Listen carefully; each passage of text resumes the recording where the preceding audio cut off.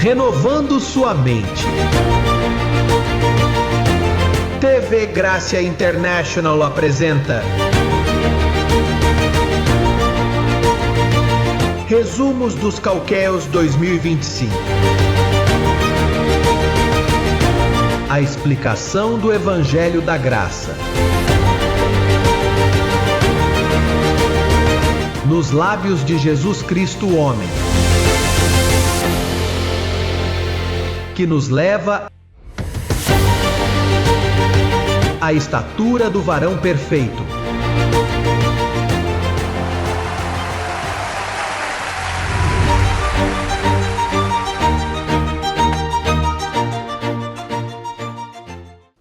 Vamos dar uma olhada em Romanos capítulo 14, versículo 9.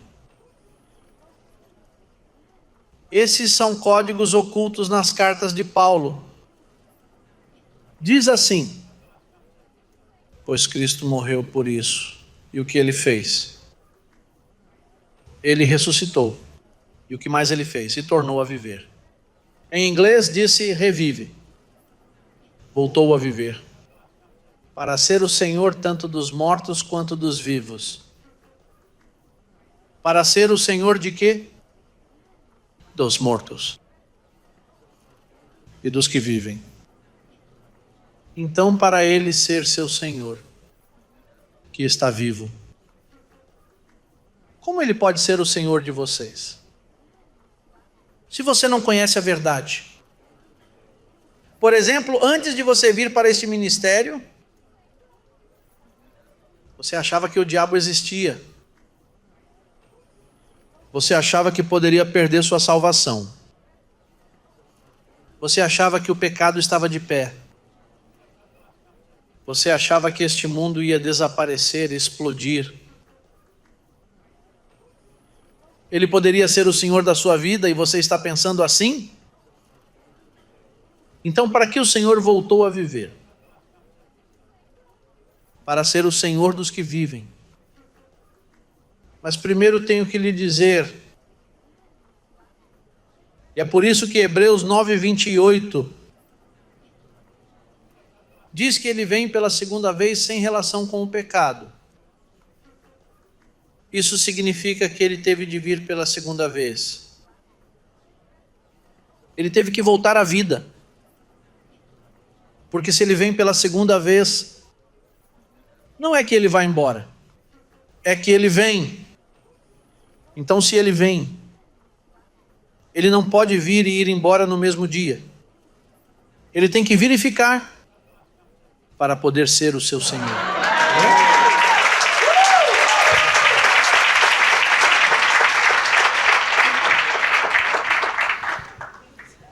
Então, para ser o Senhor daqueles que estão mortos, veja o que diz o versículo 8. O versículo 8 de Romanos 14. Porque se vivemos, para o Senhor vivemos. E se morremos, para o Senhor morremos. Assim, pois, que vivamos, ou se morremos, somos do Senhor. Isso significa que Ele é o Senhor dos vivos e dos mortos. Não importa se você morrer, Ele segue sendo o seu Senhor. Agora, se você morrer, então, você não está aqui na terra. Você está em outro lugar. Em algum lugar você deve estar. E Ele tem acesso a você. Para poder ser o Senhor desses mortos.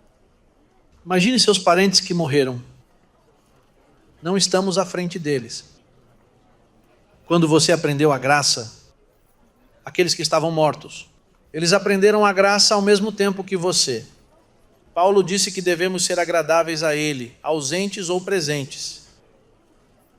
E isso é conhecido como a grande nuvem de testemunhas.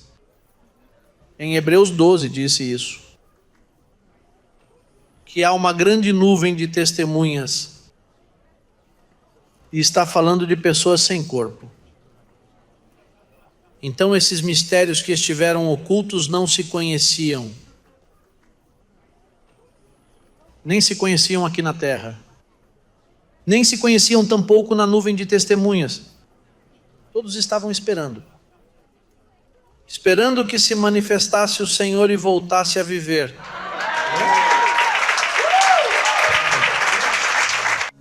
Romanos capítulo 16, versículo 25. Diz: aquele que é poderoso para vos confirmar segundo o meu evangelho e a pregação de Jesus Cristo. Quando Jesus Cristo iria pregar? Quando voltasse a viver. Ele nunca, número 1, quando ele estava em Jesus de Nazaré, ele ensinou parábolas, ele não pregava muito. Quando ele ressuscitou, ele não pregou. Agora, quando ele voltou à vida e veio de novo, então aí é que ele começa a pregar.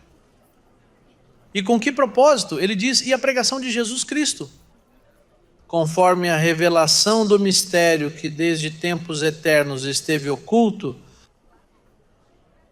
foi mantido oculto para o ser humano, e oculto para aqueles que estão na nuvem de testemunhas. Observe se é assim quando Paulo subiu ao paraíso. O apóstolo Paulo disse que lhe foram dadas palavras inefáveis, que ao homem não é lícito falar. Ele quer dizer que Paulo as recebeu para escrevê-las. E ele mesmo não as entendia completamente. Porque Paulo era como um apóstolo profeta. Ele ouvia e escrevia. Por isso, quando lhe perguntaram: Paulo, não entendo por que os 11 apóstolos estão contra você? E eles o estão chamando de anticristo. Creio que ele lhes respondeu: Paulo, por que João diz que o anticristo já está aqui e que há muitos anticristos? Por que João diz isso? E Paulo teve de contar a Timóteo. Ele teve que lhe dizer: veja, Timóteo, eles dizem que eu sou o anticristo porque eu digo a eles que se nós conhecemos Cristo segundo a carne, já não o conhecemos assim. E eles não gostam disso e acham que sou contra Cristo. Então eles tinham muitas perguntas. Paulo não as havia respondido. Eu posso respondê-las e explicar. Mas observe que Paulo não o fez. De fato, observe que Paulo não sabia que em 1ª carta aos Coríntios 4:5, ele diz a eles: vejam, não vamos julgar nada antes do tempo, até que o Senhor venha, porque é Ele quem vai explicar isso. A questão é, para que ele voltou a viver? Tem que haver um propósito. Escrevi algumas coisas, tive que escrevê-las para me lembrar delas. Número 1, para revelar o verdadeiro evangelho, que é a incircuncisão, que começa em Romanos e termina em Hebreus. Isso ninguém havia entendido. As pessoas pensavam que o evangelho ia de Mateus a Apocalipse, que essa era a nova aliança, mas o verdadeiro evangelho foi dado aos gentios. E um apóstolo foi escolhido para escrevê-la. E o que eu entendo que ele escreveu começa em Romanos e termina em Hebreus. Agora não dizemos que o outro não é. Desculpe-me, não é parte da Bíblia. É parte da Bíblia, mas é para revelar o falso evangelho da circuncisão. Portanto, às vezes somos acusados de que é conveniente para nós ter certas partes da Bíblia. Na verdade, não é que isso só nos convém, é porque tem de ser, porque o evangelho da incircuncisão vai de Romanos a Hebreus.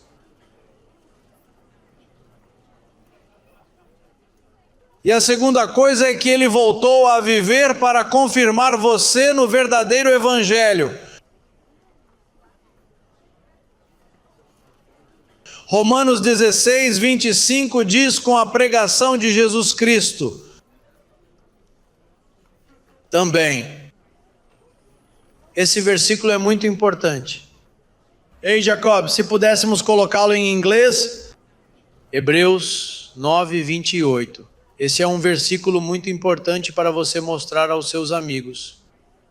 Hebreus 9, 28 na versão King James. So Christ was once offered to bear the sins of many. Essa é outra revelação. Essa é outra revelação de muitos. And unto them that look for him, shall he appear the second time. Aparecer, aparência em inglês, appearance. Aparência, ele tem que ter um corpo, não é? Appear the second time without sin unto salvation. Sem pecado na salvação dos crentes. Sem relação com o pecado. E você se pergunta, e eu me perguntei isso. Quem apresentou em 2000 anos que o pecado já não existia na igreja, nos crentes? Isso é uma evidência para mim e para você. Porque diz que ele viria uma segunda vez. Mas sem contar o pecado. E nós temos evidências bem claras disso.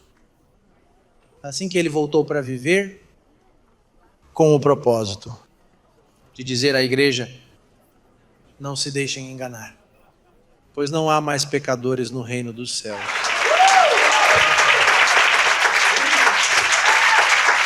Versículo 6. I have said ye are gods, and all of you are children of the Most High. But ye shall die like men, deuses que morrem como homens, and fall like one of the princes. E vocês cairão como qualquer um dos príncipes. Mas Deus nos chamou de deuses. E esse é um salmo profético. Você sabe quem o escreveu? Aquele que disse: o Senhor disse ao meu Senhor. Foi Davi quem escreveu isso. Isso é profético e é para agora.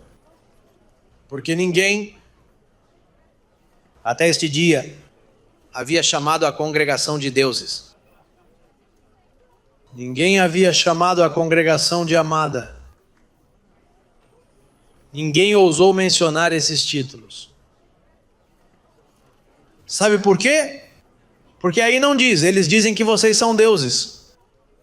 Diz, eu disse vocês são deuses.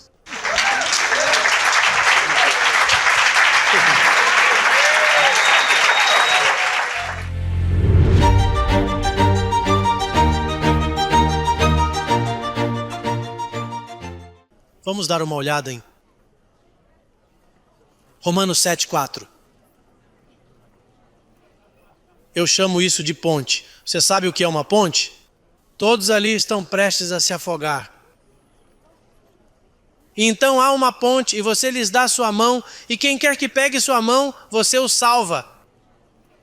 Portanto, todo mundo que me entende nisso, eu o tiro de lá e ele entra para reinar em vida como você está reinando.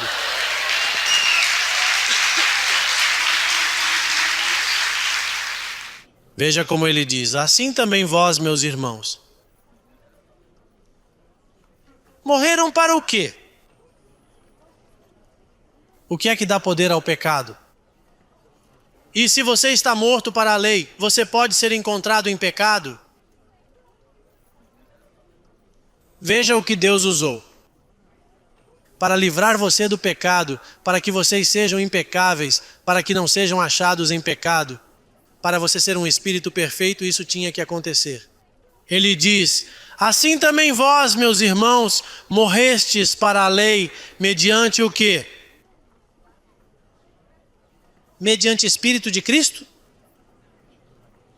O véu, a carne, esse corpo que Deus criou no ventre de Maria. Ele o usou porque a lei tinha de ser paga, porque todos pecaram.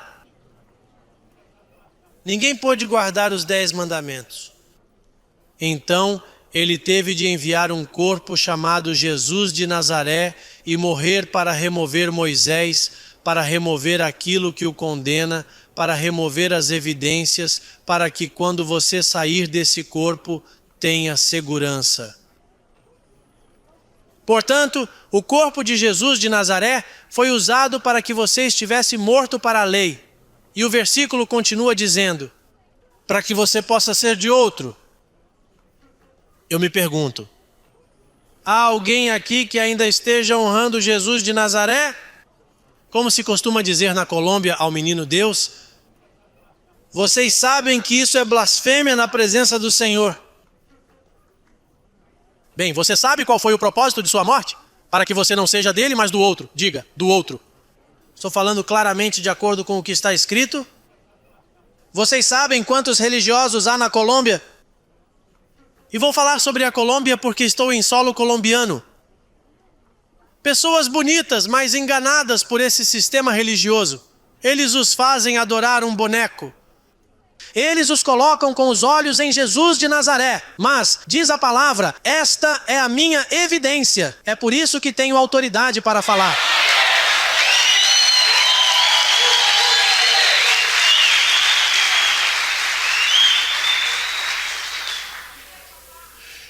Você sabe que o chamado de Jesus de Nazaré terminou na cruz.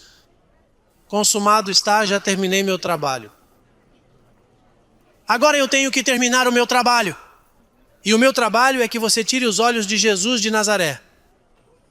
Mas você sabe como é fácil me interpretar mal e dizer que aquele homem é um anticristo? Ele não quer que amemos Jesus de Nazaré? Não é que eu queira, é que o pacto diz que ele já cumpriu seu propósito. Ele era um véu usado para levá-lo aonde? Para o outro. Diga, eu sou do outro. Os crentes devem ser ensinados onde está o poder de Deus. Quantos gostam do poder de Deus? Quem não gosta da palavra poder? Vamos nos voltar para Romanos 1,16 para ver onde está o poder de Deus. Romanos 1,16. Porque não me envergonho. Porque é o quê? O poder de Deus para a salvação de todo aquele que crê. Primeiro do judeu e também do grego. Porque no Evangelho a justiça de Deus é revelada por fé e para a fé, como está escrito. Diga, mas eu viverei pela fé. Sim, as pessoas têm se enganado. Com experiências místicas, quando alguém impõe as mãos sobre elas. E começam a dizer aleluia. E começam a derrubar as pessoas. Lá nos Estados Unidos há um feiticeiro que quando sopra, as pessoas caem. Então eles levantam a pessoa e ele sopra novamente. E o que acontece é que a pessoa cai de novo e assim por diante. Porque ele quer mostrar o poder de Deus. E a pessoa que cai e se levanta ou é curada de qualquer tolice naquele momento, quando vai para casa, vai sem conhecimento. Eles simplesmente foram até aquele senhor e disseram, ei, aquele senhor me curou. Grande coisa! E o que mais ele fez? Ele educou sua mente para que você continuasse a viver sua vida diária? O poder de Deus é, digamos comigo, no conhecimento do Evangelho. Você conhece o Evangelho e ele é cheio de poder. Ei, ainda bem que você não precisa depender de mim, ou do bispo Martim, ou de seu pastor, ore por mim. Sabe por quê? Porque o pastor vai lhe dizer, ore você, porque você tem o mesmo conhecimento que eu tenho. Quem se une ao Senhor, o que acontece? Deus não dá o Espírito dele para medidas. Todos nós temos o mesmo. Aqui ninguém é mais do que ninguém. Aqui todos nós somos iguais, inclusive eu. Se esse vaso de barro chamado José Luiz de Jesus Miranda não se submeter ao que está escrito, ele arcará com as consequências. Primeira carta aos Coríntios, capítulo 4, versículo 5.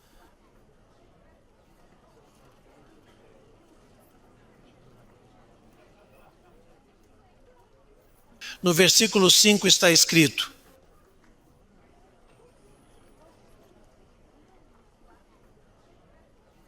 portanto, nada julguem antes do tempo, até que venha o Senhor, o qual também trará à luz as coisas ocultas das trevas, e manifestará os desígnios dos corações. Então cada um receberá de Deus o seu louvor. Eu imagino, Timóteo, dizendo a Paulo, não estou entendendo isso. Veja, Pedro e os apóstolos andaram com ele e agora são seus inimigos? Não estou entendendo. Em outras palavras, eles são apóstolos e você é um apóstolo, mas depois os 11 se opõem a você.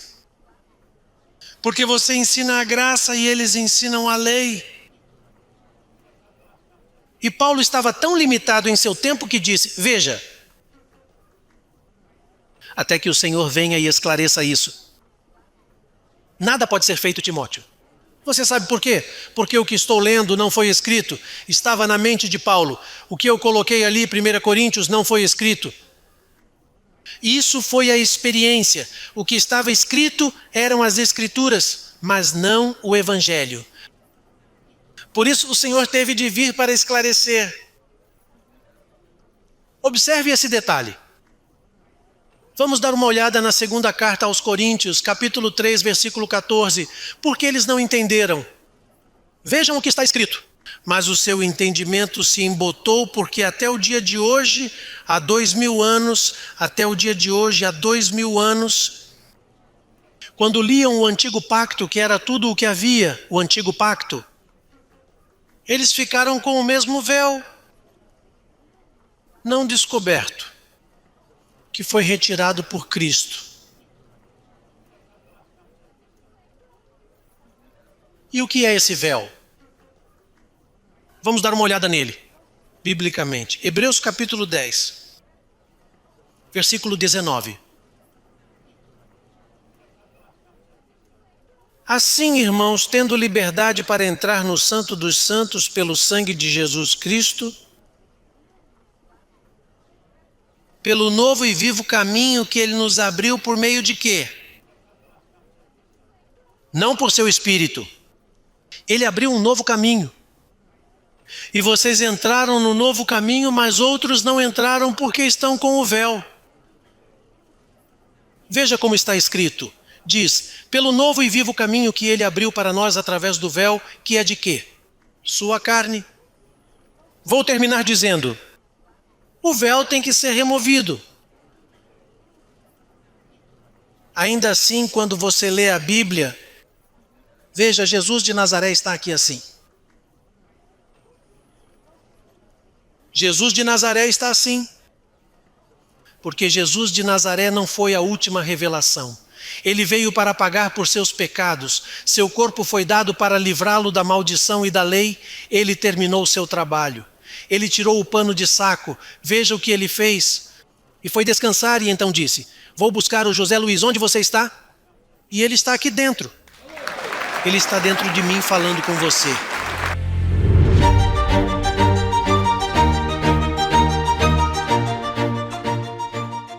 Segunda carta aos Coríntios, capítulo 3, versículo 9.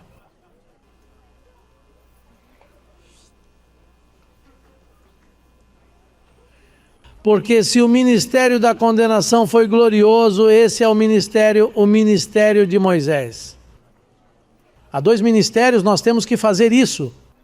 Eu me incluo, eu tenho que corrigir o seguinte quando eu digo que um tem um ministério de louvor, esse tem um ministério de abrir igrejas, esse tem um ministério de ajuda. Não, há um único ministério. Sim, é um só. Se está aqui ou se não está aqui, deve ficar claro que não se trata de muitos ministérios. Há muitos dons e funções, mas o ministério é um só. É mesmo? É que às vezes você se confunde e diz, ei, aquele irmão tem um ministério de louvor. E esse tem um ministério de compartilhamento da palavra, um ministério de doação.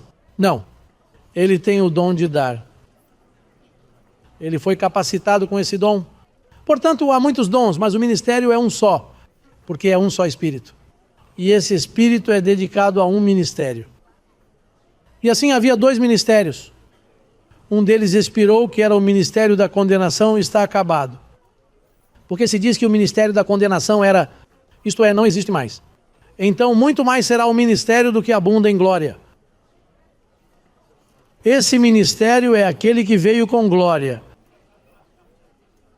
Que o mediador vem para explicar o que é, como funciona. Por exemplo, você deve entender que não pode misturar os dois. Esses dois ministérios de condenação. Você já viu pessoas defendendo os 10 mandamentos? Bem, elas estão misturando. Ou pessoas que pensam que Moisés tem algo a ver com essa aliança, bem, elas estão misturando. Nesse ministério há 2 apostolados. Um era representado por 11 apóstolos, que é o ministério da condenação. E esse ministério da justificação é representado por um apóstolo. Não pode haver mais de um apóstolo. Você sabe que há muitos por aí hoje que se dizem apóstolos. Portanto, se há muitos apóstolos, então há muitos ministérios. Então esse não é mais um ministério ou é outro ministério. Mas não pode haver mais de um ministério, porque é um só ministério. É um só espírito, há apenas um ministério. Por exemplo, não existem 2 famílias de fé. Existe a família da fé. Ela é uma só. Se somos nós, então não há outra família da fé. Porque ela é uma só. Ele diz, a família da fé, o ministério da justificação. Portanto, temos que corrigir nosso vocabulário, porque há coisas que às vezes não são claras para nós. Por exemplo, a mente de Cristo. Paulo disse, nós temos a mente de Cristo. Os apóstolos não têm. Agora eu e Timóteo, que está aqui comigo, temos a mente de Cristo. Então se alguém perguntasse a Paulo, e quanto a Pedro? Não, Pedro tem a mente de Moisés. Porque Pedro é um discípulo desse pacto antes da cruz. Agora todos os ministérios cristãos usam os apóstolos. Eles acham que os 11 apóstolos e Paulo eram amiguinhos. E eles não poderiam ser amiguinhos porque isso é água e óleo. Eles não se misturam. Porque você está misturando condenação com justificação. E se for justificação, não há mais condenação, porque Cristo é aquele que justifica. Ou há condenação, ou há justificação, mas não pode ser estou justificado e amanhã estou condenado, porque assim não faria sentido. Portanto, nesses 2 ministérios, um é e o outro não é mais. Veja como Paulo explica. Porque quem conheceu a mente do Senhor? Quem o instruirá? Mas nós temos a mente de Cristo. Deixe o versículo na tela, quem o instruirá? Por exemplo, você sabe que neste ministério quem instrui é a mente de Cristo, não é José Luiz. É por isso que isso pode chegar onde está chegando sem a minha intervenção. Em outras palavras, quem olha para este ministério de longe, pensa que eu me levanto na segunda-feira às 5 da manhã para ter tempo de lidar com as 313 congregações que existem. Então imagine, seria difícil para um homem só. E mesmo com ajuda seria difícil. E mantê-los em unidade, no próximo passo falaremos sobre isso.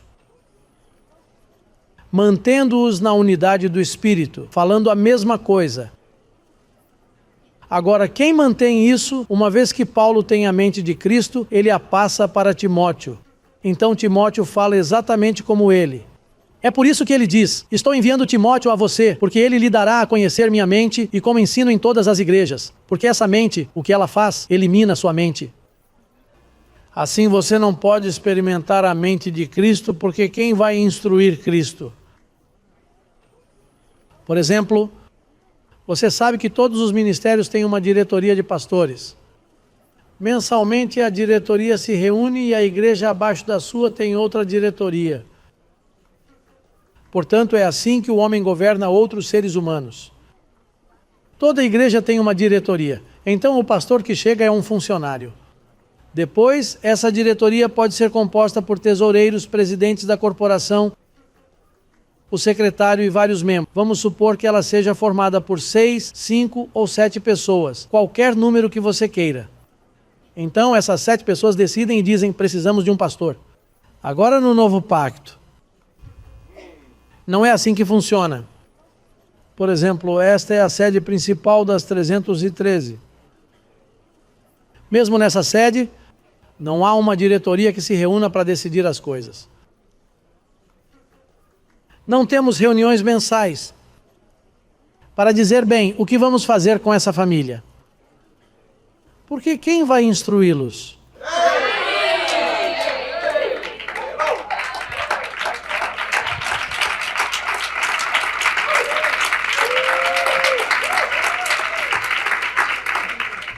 Veja a diferença do que estamos falando, uma forma de governo. Porque eles não renovaram suas mentes, não têm a mente de Cristo, não seguem o evangelho da incircuncisão. Portanto, eles funcionam como um governo democrático. Agora, o que é o governo de Deus? E que outra palavrinha mais poderíamos compará-lo? Ditatorial, porque Deus não pede conselho a ninguém. Então ele diz, quem vai instruí-lo? Então o mediador do novo pacto vem para lhe dizer essas coisas. Estou tratando de um assunto com você para ver se você vai mediar comigo e concordar comigo sobre esse assunto. O único lugar no mundo onde as 313 igrejas, sem papéis assinados, estão todas sob submissão e falando a mesma coisa, é este ministério.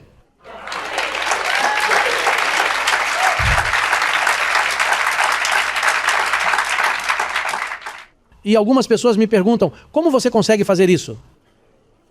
Como se fosse eu. E eu disse, bem, meu pai, e quem é seu pai? É o mesmo pai que o seu.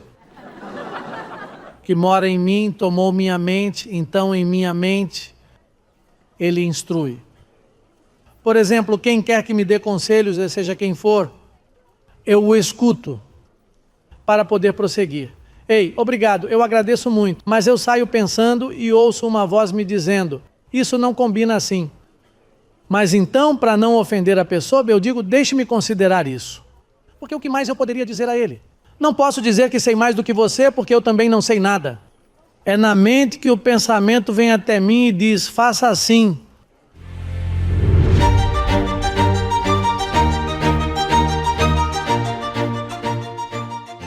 Naturalmente, eles vão dizer que você é do gênero anticristo, porque João, o teimoso João, o apóstolo maligno, da circuncisão como Pedro, eles discutiram com Paulo dizendo, como que sejais do outro? E o nosso mestre, o que vamos fazer com ele? Olha, esse homem é contra Cristo, é daí que vem o termo anticristo. Eu não sou anticristo, para os outros eu sou, mas o que acontece é que nós somos os verdadeiros cristãos. Eu sou pró-Cristo, não sou anticristo. Em nosso ministério, não sou visto como anticristo e não vejo você como anticristo. Somos anticristo para a sociedade que é cega, para os órfãos lá fora, para os religiosos, somos anticristos, porque somos a favor de que Jesus de Nazaré seja tirado do caminho para ser do outro, aquele que veio dos mortos. Por quê? Porque você tem que dar frutos para Deus, abençoado. Para que você participe da transformação, para que seu corpo seja transformado, você não pode continuar com Jesus de Nazaré, porque você não será transformado.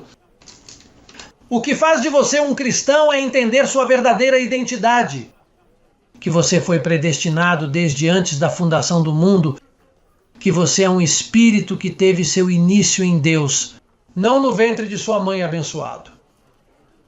Você foi criado antes do tempo dos séculos. E então você nasceu com o dom da fé integrada para acreditar em mim, para acreditar no fundamento que o apóstolo Paulo estabeleceu. Observe que eu não ensino nada diferente do que Paulo ensina. Também tenho que estar submetido aos ensinamentos de Paulo, porque vim para edificar sobre o fundamento que Paulo deixou. Esse fundamento são 14 livros, as 14 epístolas de Paulo. Portanto, vim para construir sobre o fundamento que Paulo deixou. Há uma ordem. Isso não é uma desordem. Não é porque acordei um dia e tive vontade de dizer, eu sou Jesus Cristo. Isso não é assim, abençoado.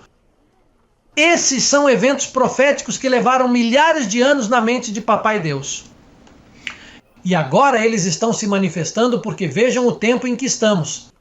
Tempos proféticos.